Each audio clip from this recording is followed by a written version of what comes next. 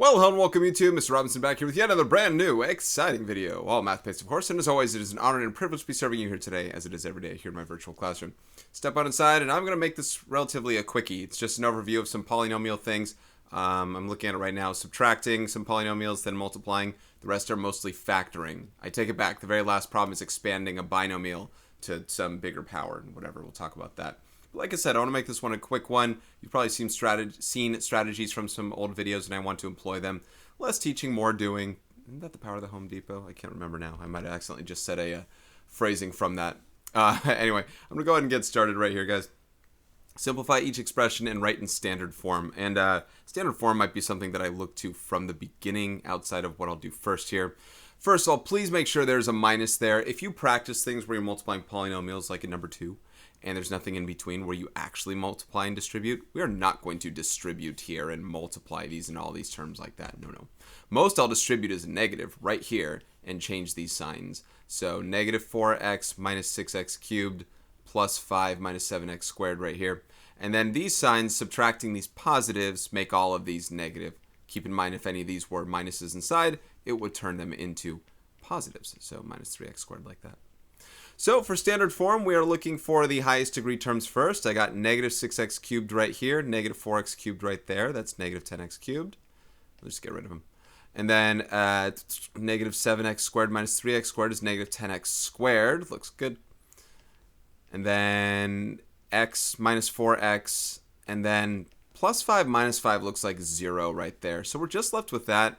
And listen, there's a common factor here of negative 2x. I'm not doing common factors. I'm simplifying. That means no parentheses. We're good combining it just like that. I'm going to leave it right there. Okay, number 2. This is a multiplication through distribution here. So 2x will multiply with 2x squared, negative 3x, and 5. With that, we'll get 4x cubed minus 6x squared plus 10x.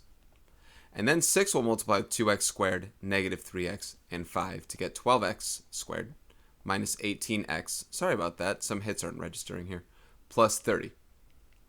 So 6 terms to start off with in the 2 by 3. Some people use that box method there to kind of build that out and multiply them, that's fine. Now we got to combine like terms, make sure we are in standard form in the end. For the most part, they're in standard form right now. I got the 4x cubed, which combines with nothing. Negative 6x squared plus 12x squared is positive 6x squared. 10x minus 18x is negative 8x and the plus 30. And another common factor of 2, which I will just completely ignore. We are good there.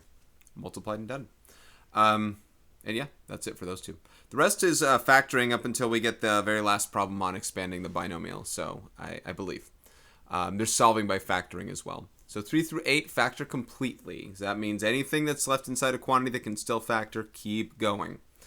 This first one, the first two are 1x squared sets here. These are pretty straightforward as far as what you're looking at. This factors, if factorable, into some sort of x times x like that.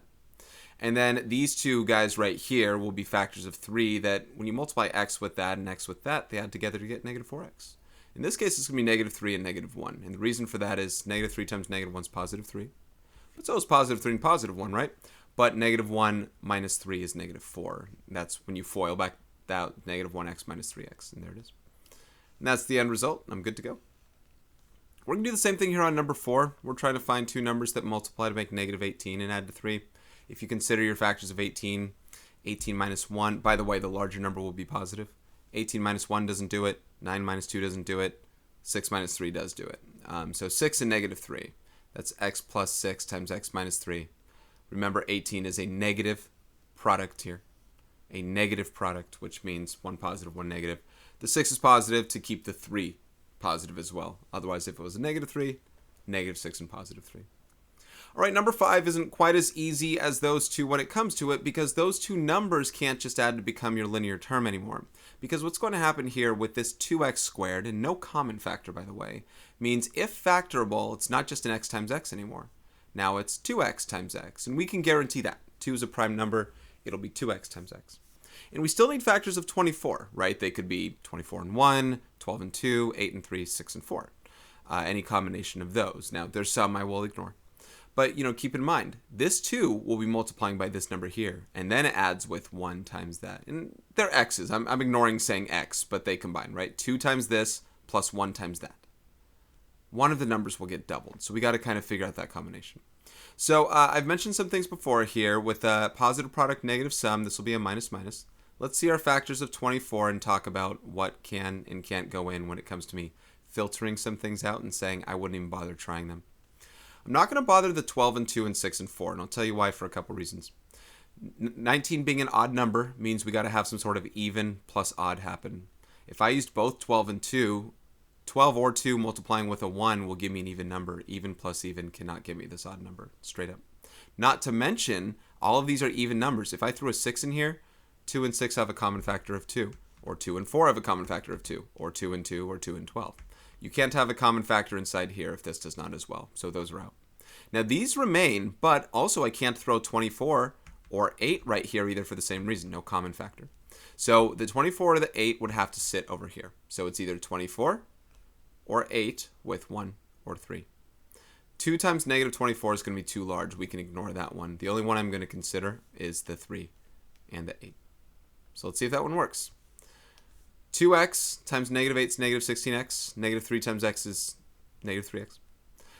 Negative 16x minus 3x is negative 19x. So yes, it becomes 2. Whoop, don't want red. It becomes 2x minus 3 times x minus 8. And trust me, I go a lot faster than that in my head because this is the only one I really do test in my head when it comes to saying through numbers that that's what we're going to have. And there it is. All right, number 6, I definitely see a common factor of at least 2. So I'm going to pull that one out. Let's see what we have left inside.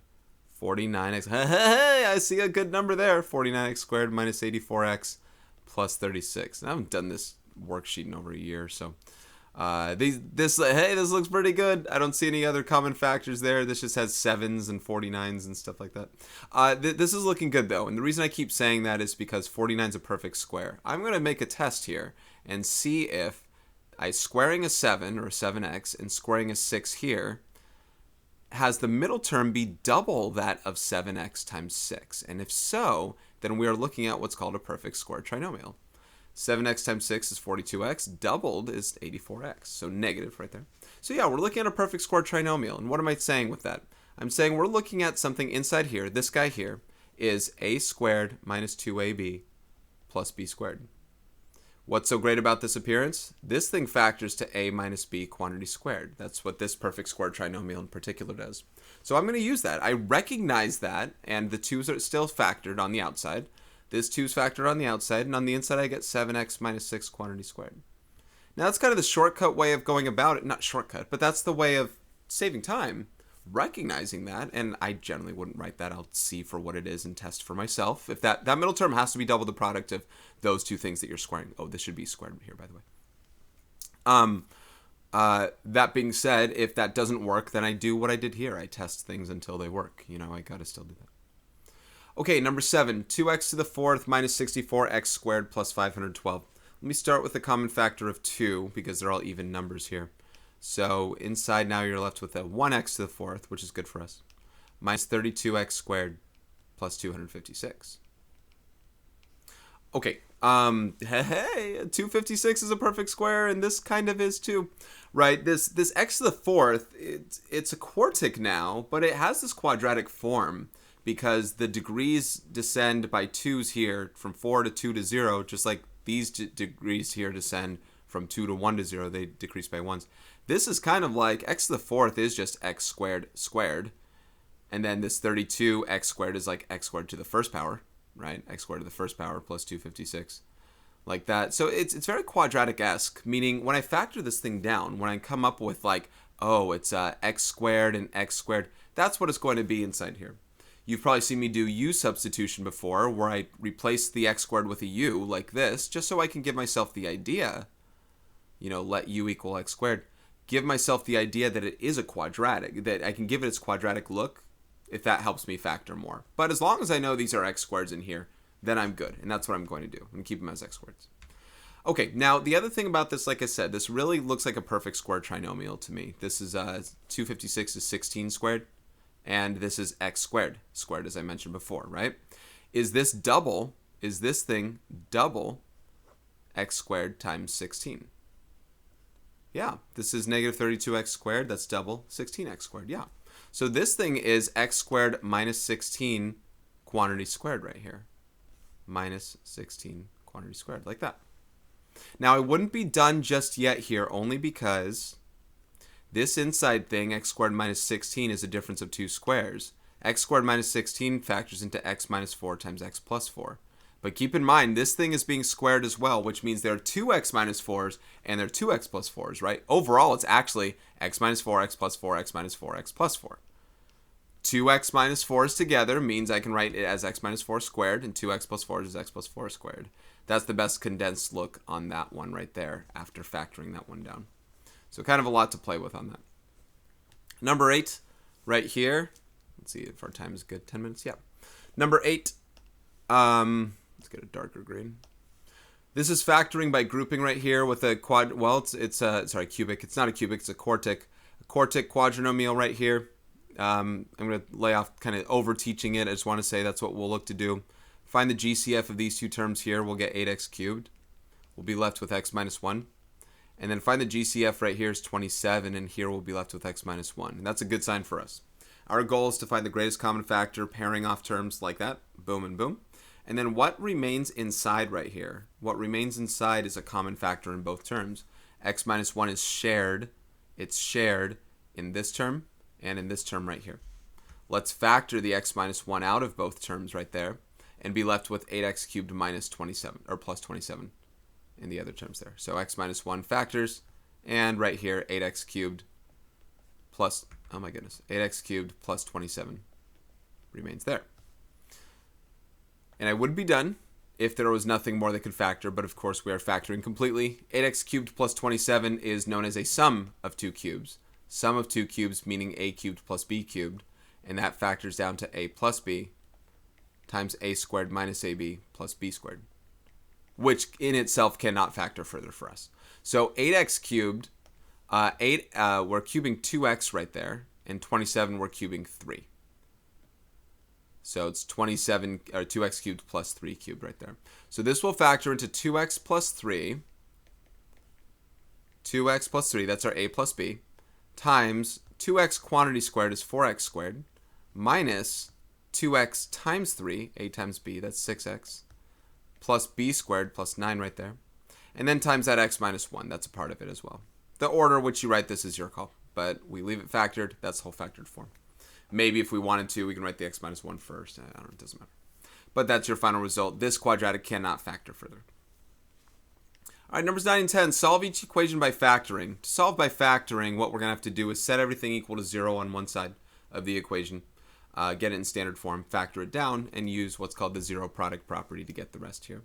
So if I subtract 4x and 21 to this side over here, this can pare down and become x minus 7 times x plus 3. We've kind of mentioned why this would factor in this kind of way.